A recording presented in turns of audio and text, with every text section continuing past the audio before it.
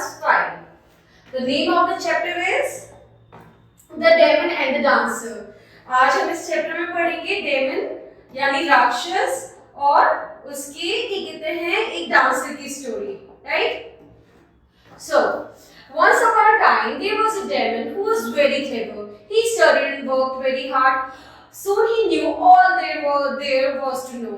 एक वहाँ पे एक डेमन रहता था एक जंगल में जो कि बहुत ज्यादा क्लेवर था, बहुत परेशान करता था. उसने बहुत सारा ज्ञान लिया, बहुत सारी विद्या ली, जो भी उसे जाना था उसने सब कुछ जाना. However, that was not enough for him. He wanted to be the most powerful being on the world. So he went into the forest. He prayed so hard and for so long that the god of power was moved. तो जब कहते हैं ये एक बार जी जगह अपनी सारी विद्या पाने के बाद भी सेटिस्फाई नहीं हुआ तो उसने और ज्यादा विद्या पानी चाहिए और वो ये पेड़ के नीचे बैठ के तपस्या करने लगा जिससे जो लॉर्ड थे वो खुश हुए इसकी तपस्या से. The god appears before him and said, I plead with you. What do you want? The demon opened his eyes and fell to the god's feet. Not much, Lord. I just want to be the most powerful person in the world. तो वो उससे कहते हैं कि बताओ तुम्हें क्या चाहिए, मैं तुम्हें सब वो दूंगा जो तुम्हें चाहिए. वो कहे मुझे ज्यादा कुछ नहीं चाहिए, बस मुझे इस संसार में सबसे पावरफुल आदमी बनना है. How do you want to be powerful? The god wanted to know. Do you want to be strongest? Do you want to be wisest? तो गॉड उससे पूछे कि तुम किस तरीके से पावरफुल बनना चाहते हो, तुम सबसे ताकतवर बनना चाहते हो, विशिष्ट बनना चाहते हो. The young demon had thought it all out. He wanted to be strong and powerful. He also wanted to live forever and control everyone.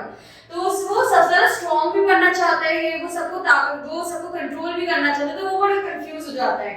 So he said, Lord, please grant me a wish. Whenever I place my hand on someone's head, that person should be at once be reduced to ashes. ठीक है, तो वो कहते हैं कि आप काम कीजिए, मुझे ऐसा आशीर्वाद दीजिए, वरदान दीजिए कि जिसके भी सर के ऊपर हाथ रखूं वो भस्म हो जाए. The god was very worried about giving somebody such a nasty powerful weapon. However, since he had given the demon his word, he had a granted wish. अब जब भगवान होते हैं वो कहते हैं मैं कैसे दूं ये वरदान, ये बहुत गलत है, बट अब मैंने बोल दिया वरदान देने के लिए तो मैं जरूर दूंगा. The young demon and as a भस्मासुरा, the demon of ashes. अब जो ये वो है ये भस्मासुरा के नाम से जाने लगा the demon of ashes. Bhaspasura went with the powerful. He went around the forest, touching animals on the head and reducing them to ashes. Then he began to touch every living being on the head, turning them to ashes. After that, he ran around the world shouting, "Let me see who can defeat me." The people of the world got frightened. They didn't know how to control this demon, so they hid in their houses and prayed that somebody would happen to stop him. अब क्या होता है जब क्योंकि भस्मासुरा को वरदान मिलता है कि वो जिसके भी सर पे हाथ रखेगा वो एशेस में बदल जाएगा, तो उसे डेमन ऑफ एशेस बोलने लगे. अब वो क्या करता है जंगल में जाता, सारे जानवरों के सर पे हाथ रखता, उनको राख बना देता, इंसानों के सर पे हाथ रखता, उनको राख बना देता. तो सब उनसे वो डरने लगे, सब इच्छा करने लगे कोई आए और हमें बचाए.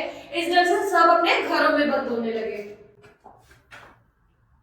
Now there was one thing that Bhaspasura enjoyed very much. He loved to dance. One day when he was walking through the town, he suddenly heard the twinkling of anklets. Bhaspasura turned towards the sound and stood still. He saw a young woman dancing most gracefully. The dancer too saw him and instead of running away in terror, she asked, "Can you dance with me?"